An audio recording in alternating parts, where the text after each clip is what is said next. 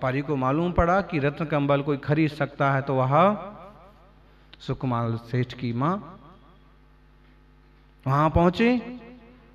मां ने तो देखा कितनी राशि है, क्या मूल्य है। उसने जितना मूल्य बताया उन्होंने दे दिया।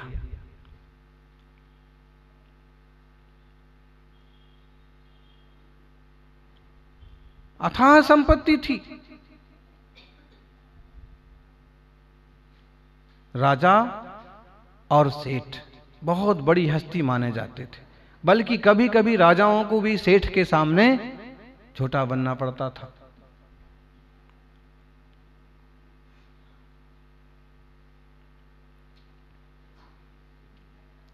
वह कंबल सुकुमाल को दिया ओढ़ने के लिए, लेकिन उसके रत्न उनको चुभते थे।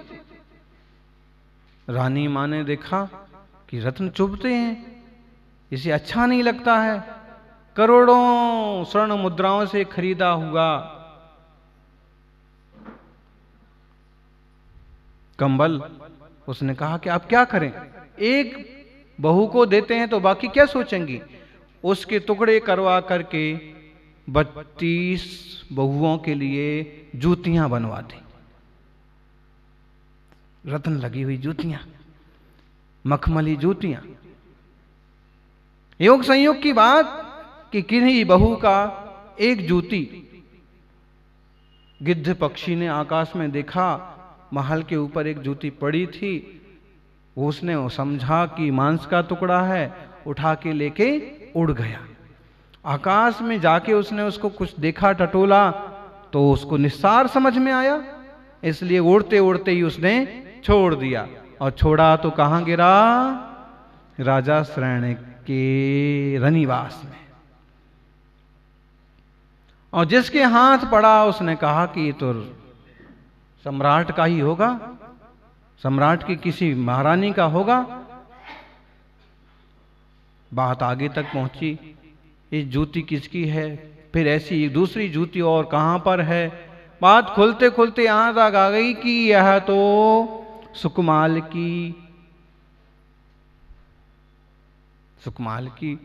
पत्नी की। राजा ने कहा ऐसा कैसा, जिस रत्न कंबल को हम नहीं खरीद पाए उसके टुकड़े करके जूतियां पहनने वाले लोग हमारे शहर में।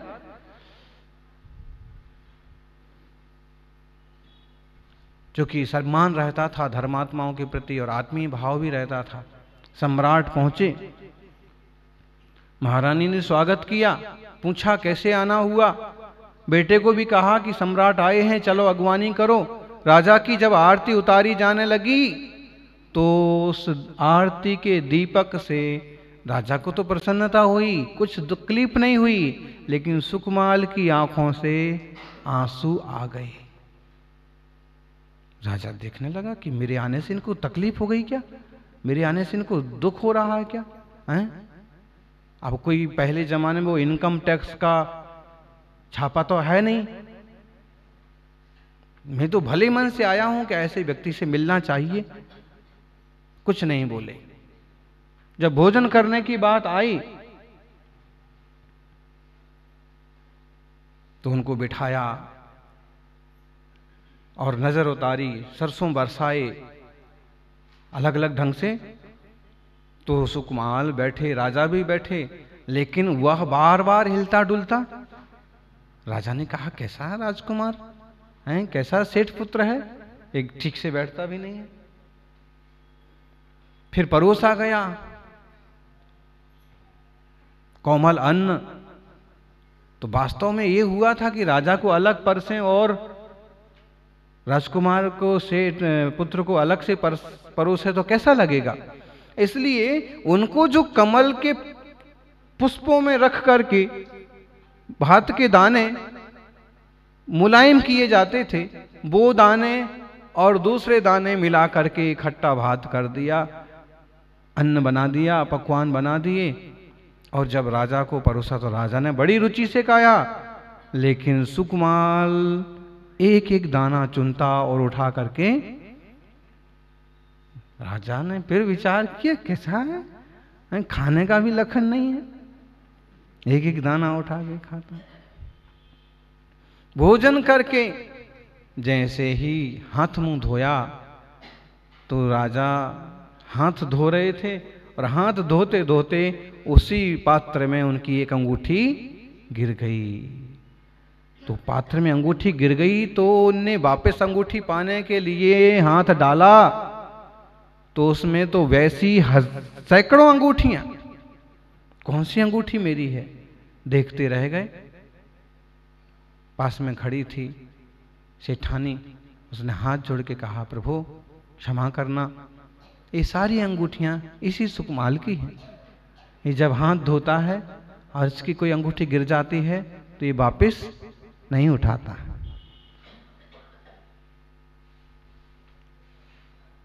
राजा ने कहा कि लेकिन समझ में नहीं आता है, भोजन में एक एक दाना खाता है, कैसा बेटा है, कैसे संभालती हो। उसने कहा कि प्रभु वास्तव में बात यह है कि कमल के फूलों में रखे हुए दाने जो शाम को रख देते हैं और जब सुबह खिलता है तो उसमें से वापस निकलते हैं, वो मुलायम दाने खाता है और इसलिए वो वह दाने चुन चुन के उस सुकमाल मुनिराज जिनने शालिनी का उपसर्ग सहन किया, उनकी कहानी कथा, सच्ची कथा कि कितने मुलायम हैं वो, और जब वो मुनि बने तो कितनी कठोरता से पालन किया। इसलिए एक एक दाना चुन चुन के खा।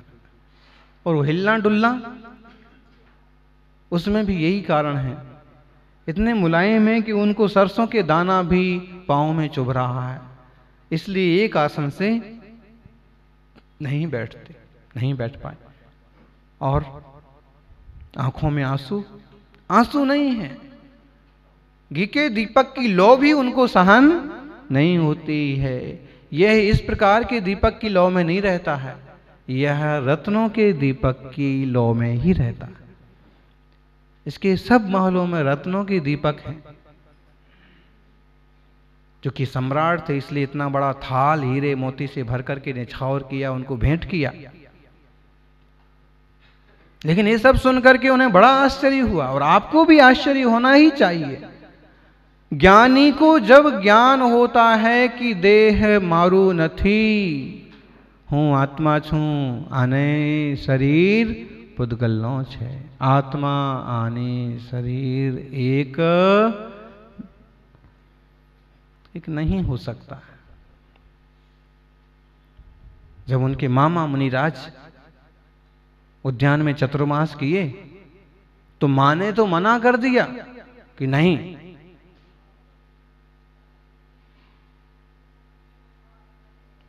आप यहां चतुर्मास मत करिए। उन्हें आश्चर्य हुआ कि कैसी बहन है, अरे लोग चतुर्मास करवाते हैं, निमंत्रण देते हैं, और मैं यहां आ गया तो भी। लेकिन वे ज्ञानी मुनिराज जानते थे कि मेरे निमित्त से ही सुकमाल का वैराग्य होगा और इस जीव का उद्धार होगा, कल्याण होगा। चतुर्मास किया, जैसा जैसा कहा था सेठानी ने, क्या आप कुछ गाएंगे नहीं, कुछ बोलेंगे नहीं, जोर से आवाज नहीं करेंगे, प्रवचन भी नहीं करेंगे, और माइक का तो कोई काम है ही नहीं। भाई ठीक है। लेकिन जब चतुर्मास पूरा हो गया और आखिरी दिन था तो उन्होंने तिलोय परिणति का पाठ किया, लोक विभाग का पाठ किया, और सर्वार्थ सिद्धि आदि स्वर्गों की रचना संरचना व्यवस्था अवस्था का जोर जोर से गा गा के पाठ किया। और वह शब्द किसके कान में पड़े? देखो, होनहार हो जीव की तो एक बार शब्द पड़ जाए और वह आत्महित के मार्ग पर बढ़ जाए। और होनहार ना हो तो कितना बोलते रहो, वह उसी में रचा पचा है। यानी धन की कीमत होगी आपके लिए और गृहस्थी के लिए होना भी चाहिए, लेकिन ध्यान रखना, अपने आत्मा से बढ़ के दुनिया का कोई धन नहीं हो सकता। निज शाश्वत धन ज्ञायक धन। मुनिराज सस्वर पाठ कर रहे थे सुकमाल को जैसी ध्वनि सुनाई पड़ी तो उन्हें पिछले जन्म की स्मृति हो आई।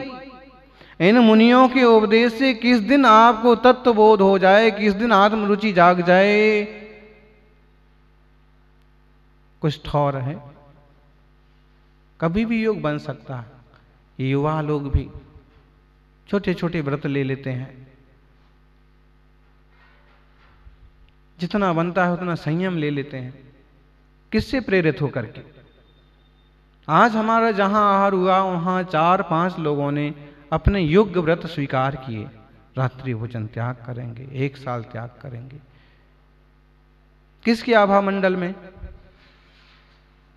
मुनिराज के आभा मंडल में, तपस्वी के सानिध्य में। असर पड़ता है, फर्क पड़ता है और वैसा करने की सामर्थ्य भी आती है। उनके कान में भी शब्द पड़े और उन्होंने कहा, हो मैं भी ऐसे स्वर्ग में देव था, मेरी भी इतनी रानियां थी, मैं भी वहां पर भोग भोगता था, इतनी बड़ी आयु थी, यहां तो कुछ भी नहीं है। और मैंने तब खूब चिंतन किया था कि कभी मनुष्य बनूंगा तो मुनि बन करके जीवन को सार्थक करूंगा, राग द्वेष के दलदल में नहीं डूबूंगा, वीतरागता का मार्ग अपनाऊंगा। ओहो, मैं कहां मां के मोह में पड़ा हूं और मां ने मुझे कितना उलझा दिया।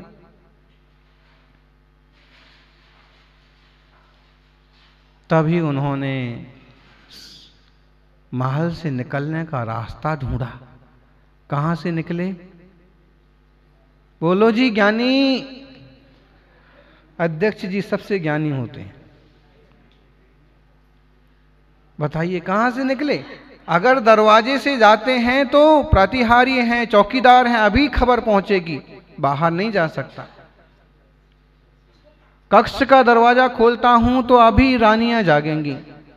फिर अंदर से अंदर ऊपर की सीढ़ियों से छत पर गए और रानियों की साड़ियां इकट्ठी की। साड़ी कितनी जरूरी है। अगर साड़ी बढ़िया है तो देखो उससे आप पिछले वाली खिड़की से उतर करके आत्मकल्याण के मार्ग पर भी जा सकते हैं। और जीन्स और जो टी शर्ट होती है उससे क्या, कहां से कहां उतरेंगे आप? भारतीय संस्कृति का पहनावा और लेन देन खान पान भी है, एक स्पेशल रहा है। वो उतर गई, चले गए, पहुंच गए मामा के पास। मुनिराज तो इंतजार कर ही रहे थे और हाथों हाथ केस लॉन्च हो गया, हाथों हाथ मुनि दीक्षा हो गई। और उन्होंने कहा, पुत्र तेरा जीवन थोड़ा ही है, अब तू एकदम उपयोग की शुद्धता पर ध्यान दे। अपना जो आपका उपयोग जो है ना अभी, ये शुभोपयोग है। और जब हम धन संपत्ति दुकान मकान में एकदम आसक्त होते हैं तो अशुभोपयोग है, और शुद्धोपयोग अत्यंत निर्मल उपयोग। पुत्र अब तू अपने शुद्धोपयोग पर ध्यान दे। दीक्षा संयम स्वीकार करके और वो एक एक कदम रख के जंगल के रास्ते चले गए। जंगल में जहां जहां कदम रखे, छोटे छोटे कोमल पांवों में वहां वहां खून निकला और धब्बे बन गए। गुरुदेव सन्मति सागर जी महाराज के जीवन के अंतिम समय में, अंतिम समय बोलो या अंतिम सालों में बोलो, पांव में बड़ी तकलीफ हो गई थी। और जब वो सड़क पर चलते थे तो उनके पांव में से खून निकल निकल के और सड़क पर वैसे धब्बे। और फिर उनको चलते देख करके सुकमाल मुनिराज का चरित्र जरूर याद आता था। और अब आज ना सुकमाल मुनिराज हैं और ना सन्मति सागर जी महाराज हैं, लेकिन एक वैसा ही उदाहरण उन्होंने वीतरागता का प्रस्तुत किया। एक एक कदम चल के गए और किसी वृक्ष के नीचे जाके खड़े हो गए। और देखो ज्ञानी, कब के संस्कार कब उदय में आते हैं, कब का बैर जीव कब निकालते हैं। किसी से बैर भाव नहीं रखो, कोई गांठें नहीं बांधो, क्षमा करना। और पिछले किसी जन्म में उनने अपने भाभी को गुस्से में लात मारी थी, जब उनके भाई दीक्षा लेके चले गए उस भाव में, और भाभी ने कहा कि उनको वापस लाओ, तो लात मार के कहा कि मैं कोई नौकर हूं, तुम ही जाओ, तुम ही वापस ले आओ। उस जीव ने बैर बांधा, जिस पैर से मुझ अवला को इसने मारा है, मैं उसी पैर को खत्म ना किया तो मेरा नाम भी। वो जीव कसाय बस होकर के शालिनी पर्याय में आया। और जब ये ध्यान में खड़े थे, भावों की महिमा देखो, कैसे परिणाम हुए, कैसा फल हुआ। हमें छोड़ देंगे कोई हमारे कर्म, हमारे भाव? किसी को नहीं छोड़ेंगे।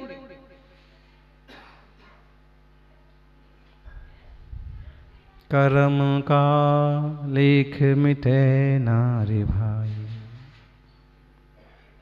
कोई लाख करे चतुराई, कर्म का लेख मिटे ना रे भाई।